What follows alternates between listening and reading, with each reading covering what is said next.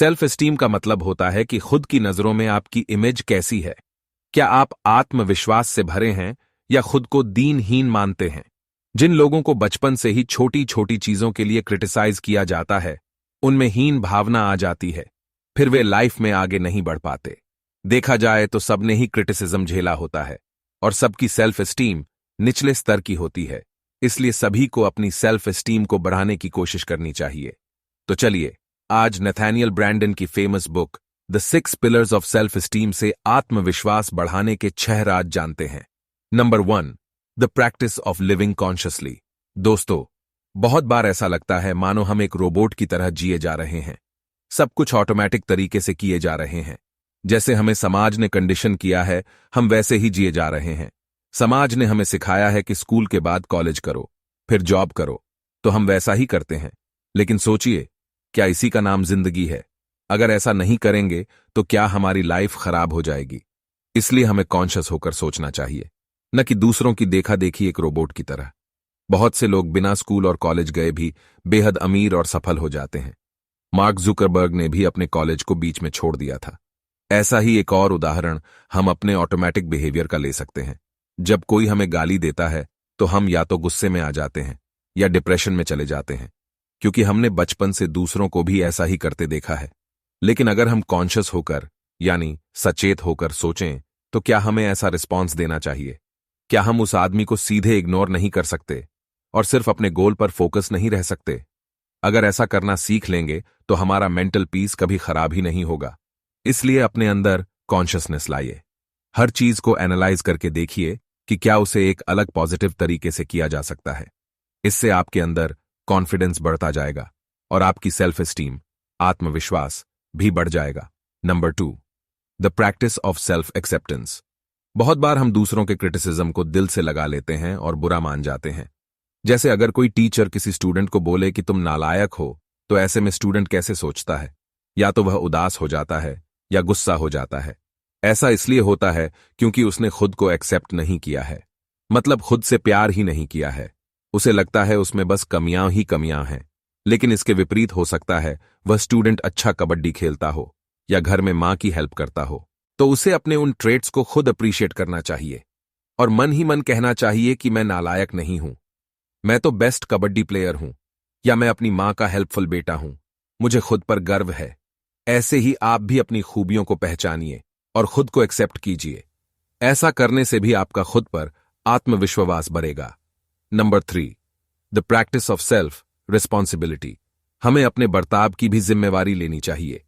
बेवजह कभी भी दूसरों की निंदा नहीं करनी चाहिए। ऐसा करने का हमें कोई अधिकार नहीं है, क्योंकि हम सब में खूबियां भी होती हैं और खामियां भी। हमें दूसरों की खूबियों के लिए उनकी सराहना करनी चाहिए और खामियों को सुधारने के लिए मोटिवेट करना चाहिए। मान लीजिए किसी पेरेंट्स को बच्चे को ज्यादा ऑनलाइन गेम खेलने से रोकना है, तो डांटने से काम नहीं चलेगा, बल्कि पहले उसकी किसी स्ट्रेंथ को पॉइंट आउट करना चाहिए और कहना चाहिए कि देखो तुम हिंदी में कितने अच्छे मार्क्स लाते हो।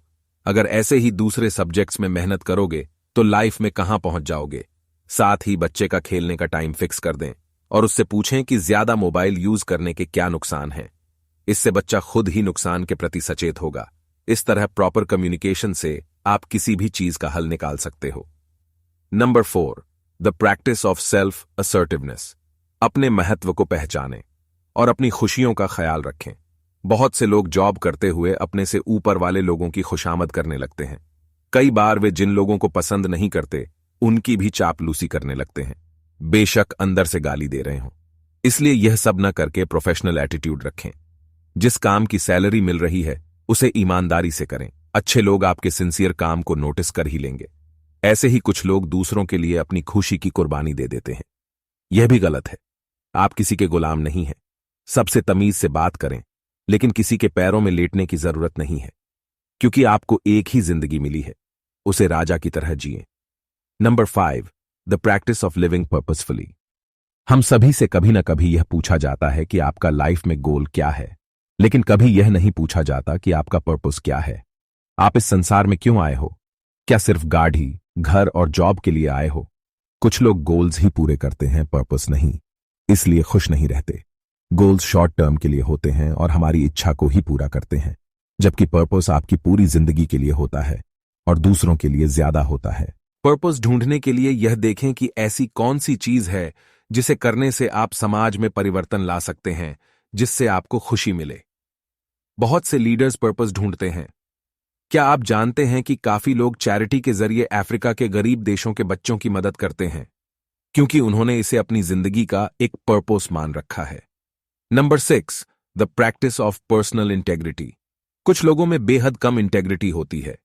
उन पर कोई विश्वास ही नहीं करता। वे झूठ, फरेब और छल कपट की जिंदगी जीते हैं। कभी किसी की मदद नहीं करते। लोग पीठ पीछे उनकी निंदा ही करते रहते हैं। इससे वे हमेशा स्ट्रेस में जीते हैं और उन्हें तरह तरह की बीमारियां भी होती रहती हैं, जिसके कारण उनकी आत्मा भी बेचैन रहती है। इसलिए थोड़े से फायदे के लिए कभी दूसरों का नुकसान न करें। अपने कैरेक्टर में इंटेग्रिटी, सत्यनिष्ठा, ईमानदारी लाएं। इससे लोग आप पर विश्वास करेंगे और जरूरत पड़ने पर आपकी मदद भी करेंगे। तो आपको आज का यह समरी कैसा लगा, हमें कमेंट सेक्शन में जरूर बताइए। और अगर आपको इस वीडियो से कोई वैल्यू मिला हो तो इसे एक लाइक जरूर करें। ऐसी ही और यूजफुल वीडियोस के लिए हमारे channel the fact mania shorts को जरूर सब्सक्राइब करें। धन्यवाद।